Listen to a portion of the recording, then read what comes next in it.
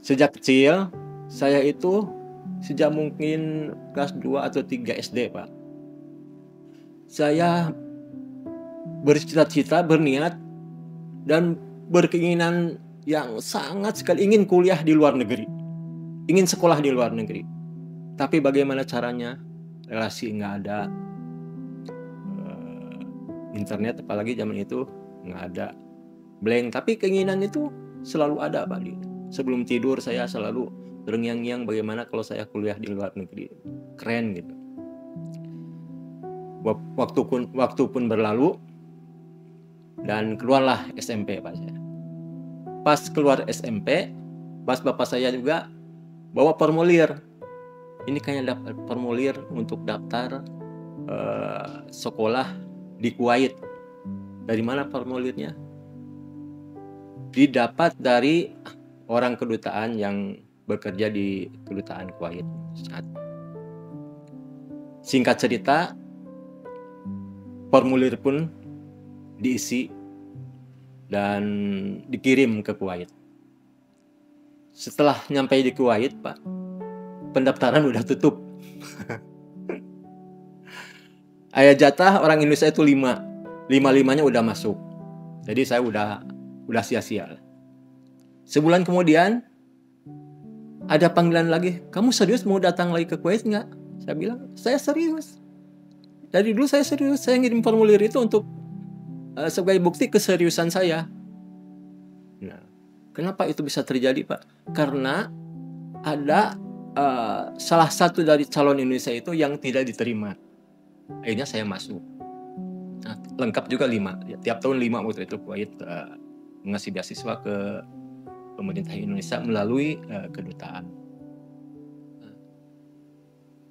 Saya yang pada saat itu orang yang bukan apa-apa dan bukan siapa-siapa, tapi saat itu menjadi siapa-siapa, menjadi penting di mata Pak Dubes. Kementerian Pendidikan Kuwait sudah menutupnya, Pak Dubes sendiri yang datang, bawa berkas saya. Setelah ngobrol dengan pihak kementerian, akhirnya saya diterima, Pak. Saya tahu dari mana. Pada saat saya datang ke Kuwait, saya dipanggil sama Pak Dubes. Kamu itu gini, ini rezeki kamu, katanya. Kamu sudah ditutup, pendaftaran sudah nggak ada, tapi masih ada kuota Indonesia, sayang satu lagi. Akhirnya saya usahakan, alhamdulillah bisa diterima. Nah, itu singkat pendidikan, Pak. Jadi singkat pendidikan saya belum bisa bahasa Arab waktu itu. Dan mengikuti dulu sekolah bahasa 2 tahun, kemudian SMA di sana, otomatis masuk SMA, dan untuk masuk perguruan tinggi di sana harus dapat 10 besar. Kelas itu dari berbagai negara ada 40. Dan saya masuk 10 besar, diterima di perguruan tinggi di Kuwait, Pak. Selepas saya lulus dari kuliah di Kuwait, saya pun mendapat kesempatan untuk mendaftar ke kedutaan, pertama kedutaan Kuwait, kedua kedutaan Qatar. Kedua-duanya saya masukin lamaran dan kedua-duanya diterima juga. Setelah masuk, pada saat itu saya pulang dulu, Pak, ke Indonesia. Setelah pulang di Indonesia, dua-duanya nelpon bahwa kamu terus sudah diterima di kedutaan Kuwait, itu di kedutaan Indonesia di Qatar. Akhirnya saya berdiskusi dengan istri pada saat itu karena belum punya anak, baru punya anak 1. Kalau di Kuwait kita kan udah lama gitu, jadi pilihlah yang suasana baru, jadi pilihlah yang ke Qatar. Akhirnya saya memilih bekerja di kedutaan Indonesia di Qatar sebagai lokal staf.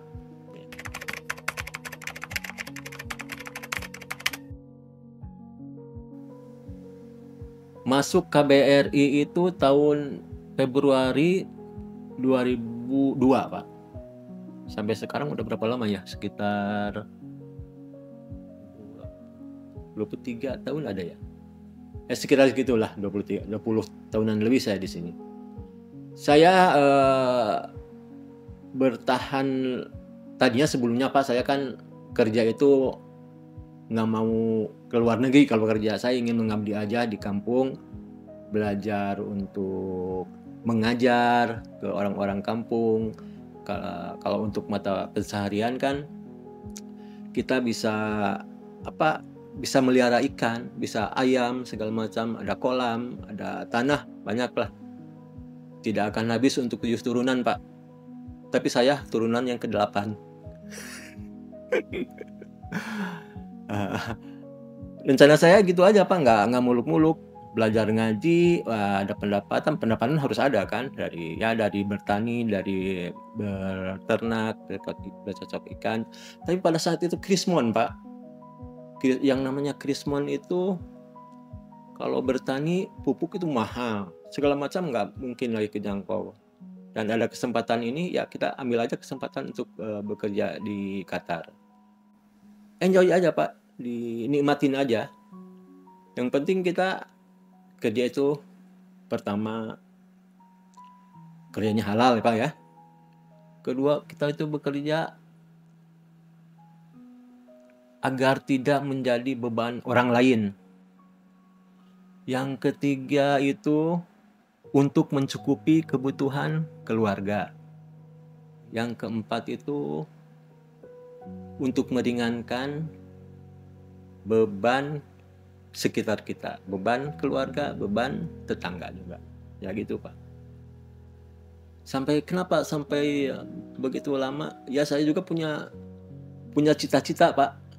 Cita-citanya itu ingin anak-anak saya itu sekolahnya lebih tinggi dari saya dan bisa sekolah di luar negeri, keluaran perguruan di luar negeri tanpa mengesampingkan budaya-budaya kita dan budaya-budaya Islam juga.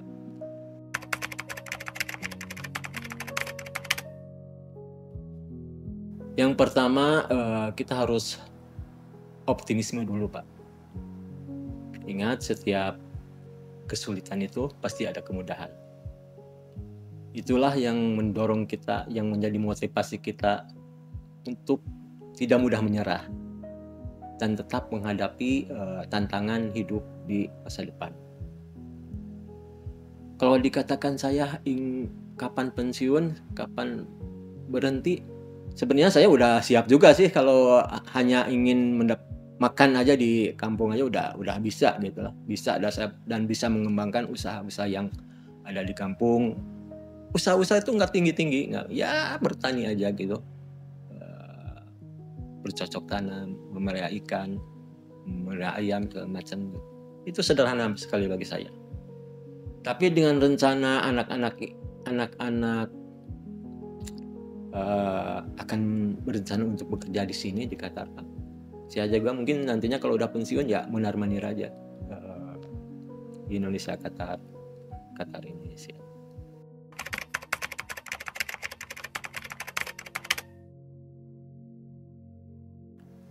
Seperti yang sama-sama kita ketahui bahwa substansi di KBRI itu kan dulunya nggak serapih ini Pak. Dulu itu kalau saya pas masuk saya kerja di konsuler. Konsuler itu meliputi tenaga kerja, PWNI, kemudian ke mahkamah, ke polisi, mengerjain paspor, surat-surat, kalau tamu juga menjemput tamu, segala macam pekerjaan yang berkaitan dengan konsuler. Saya dan teman saya satu lagi yang menghandle, 2 orang aja pada waktu itu. Tapi ya memang capek juga sih Pak. Kadang-kadang daerah itu yang diurus itu menteri, besoknya lagi yang diurus itu TKW itu. Selalu itu ada Pak. Itu di konsuler saya kurang lebih lama juga sih, sekitar 6 tahunan lah. Kemudian pindah ke politik. Di politik memang pekerjaan banyak ya, berkaitan dengan ya muktamar di Qatar. Pada saat itu muktamar hampir tiap hari kita mengadakan itu, karena dananya masih hebat sekali pada saat itu. Setelah di politik saya dipindahkan ke bagian Pensosbud. kurang lebih cuma 1 tahun aja Pak, karena ada peraturan baru lagi dan saya dipindah ke sampai sekarang PWNI, Perlindungan Warga Negara Indonesia. Nah, PWNI bukan hanya TKW yang bermasalah, tapi seluruh WNI kita harus melayaninya. Jadi kalau untuk WNI yang kita urus itu rata-rata urusan perceraian gitu Pak, urusan orang yang transit bermasalah, orang yang transit sakit dan sebagainya gitu. Itu yang di PWNI secara untuk yang non TKW, non tenaga kerja wanita. Nah, adapun kalau untuk TKW itu banyak lukanya kita itu. Banyak sekali permasalahan-permasalahan yang harus kita hadapi. Sebagai contoh, apabila datang seorang TKW kan kita ada prosedurnya. Pertama, didata dulu TKW-nya dari awal sampai akhir. Sebagai bagian dari duka juga, kadang-kadang TKW itu nggak tahu data diri sendiri Pak. Paspor nggak ada, nama nggak ada, alamat nggak ada, majikan, nomor telepon nggak ada, agensi yang ngirim dari Indonesia nggak ada. Semuanya itu bagian kecil dari duka. Terus cara yang kedua yang harus kita tangani itu dengan mengontak majikan atau mengontak ke agensi. Kadang-kadang kita kan tahu sendiri orang Arab dikontak bagaimana kalau merespon telepon kita. Tapi kita punya cara juga ke si mbak yang paling baik itu di rumah itu siapa, suaminya atau istrinya. Biasanya suaminya yang baik, ya saya yang pilih berkomunikasi dengan suaminya. Jadi kalau bisa jangan berkomunikasi dengan perempuannya. Ya. Kalau ditelepon langsung Pak perempuannya, kata-kata kasar, kata apa ke kita itu. Kamu itu sebaiknya gini, padahal dia sendiri hak-hak TKW-nya nggak diberikan gitu pada TKW itu.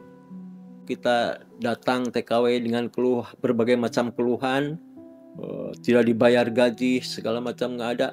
Tapi dapat kita selesaikan pada saat itu dan majikan mau kooperatif, itu suka sekali, senang sekali kita bekerjanya itu. Tapi kalau ada TKW datang mengadu saya nggak dibayar gaji, tapi dia udah cap jempol tiap bulan, dipaksa katanya, itu yang bikin saya duka juga, sedih. Nggak pernah menang di pengadilan itu kalau udah ada jempol. Ini buktinya kata hakim, udah jempol. Bukti yang ada di pengadilan itu seperti itu. Itu kadang-kadang yang bikin kita duka juga. Sering saya mengalami seperti itu. Yang menyenangkan itu ya pas kita berhasil dalam melaksanakan tugas Pak. Kita berhasil melaksanakan tugas, kita koordinasi dengan baik dengan teman-teman, kita didukung teman-teman, apalagi atasan udah pasti mendukung, dan pekerjaan itu udah semuanya selesai, hak-hak orang lain udah didapat, itu yang kita puas sekali Pak.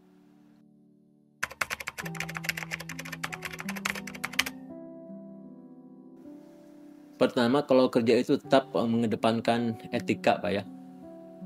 Salah satu bentuk etika itu kita koordinasi ya. Kalau koordinasi dengan atasan itu kita respect sama atasan. Kita melapor sama atasan. Apapun, sebagus apapun, sehebat apapun kita kerja tapi nggak dilaporkan, itu nggak ada kerjanya Pak. Tapi walaupun sedikit tapi laporan kita bagus gitu ya, itu kita dianggap untuk bekerja. Dan memang kerjanya harus seperti itu. Dan kalau koordinasi dengan teman-teman kita itu, di sini ada respect Pak, saling menghargai dengan teman-teman.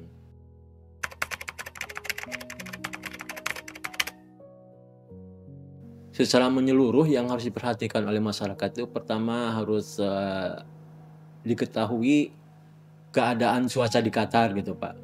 Kalau orang-orang konstruksi atau orang-orang yang kerja di lapangan itu harus mengetahui juga berapa derajat di Qatar ini panasnya. Kalau dingin sih kayaknya nggak masalah di sini, tapi panasnya itu sampai sekarang kan ada 43 derajat segala macam. Orang kita nggak akan kuat Pak kerja di lapangan dengan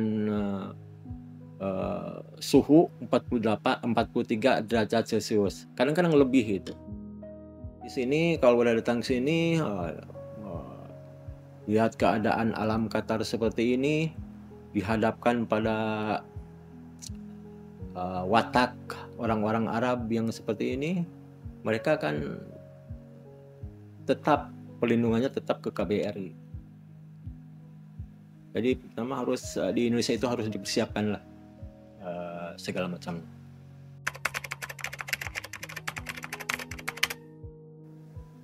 Untuk diri saya sendiri, saya udah merasa cukup sih Pak. Mau apa lagi lah hidup. Yang penting kita itu mikirnya ke depan untuk anak-anak kita dan cucu-cucu kita nanti ke depannya. Yang pertama untuk merasa cukup itu Pak, jujur pada diri sendiri. Itu harus jujur. Tidak boleh membohongi diri kita sendiri. Kalau kita sakit, kenapa kita harus bilang sehat? Jangan berpura-pura. Kita dalam keadaan sehat, kenapa harus bilang sakit? Nggak baik kan? Kalau kita pendek, jangan berpura-pura tinggi. Kalau kita tinggi, jangan berpura-pura pendek juga. Wajar aja hidup itu. Kita itu harus hidup di level kita aja Pak. Jangan hidup di level orang yang lain yang lebih tinggi. Dan alhamdulillah Pak, orang membayangkan saya mengadakan acara yang gede bersamaan dengan bayar anak kuliah, bersamaan dengan harus urus anak yang lain bayar sekolahnya. Saya nggak pernah berhutang. Karena berhutang itu kehinaan di siang hari. Kalau di malam hari itu rasanya tidak nyaman gitu Pak. Ingat terus sama hutangnya. Siang malam itu tetap akan teringat hutang. Jadi saya memutuskan kalau ada apapun yang terjadi tidak untuk berhutang. Kita harus jujur pada diri sendiri, hidup di level kita aja.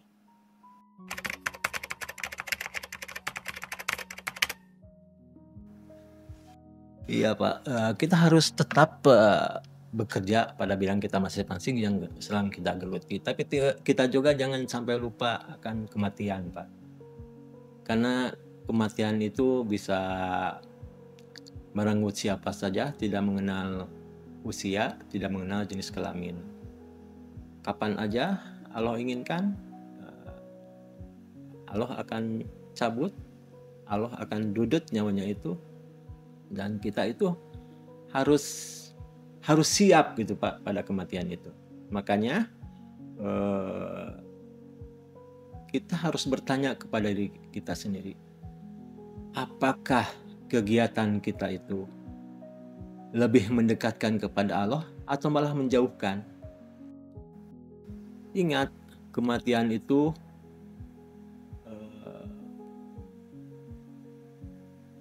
terjadi pada kebiasaan kita masing-masing. Maka biasakanlah dengan hal-hal yang positif. Kalau kita selalu berbuat baik, insya Allah mati kita dalam keadaan baik dan insya Allah husnul khotimah.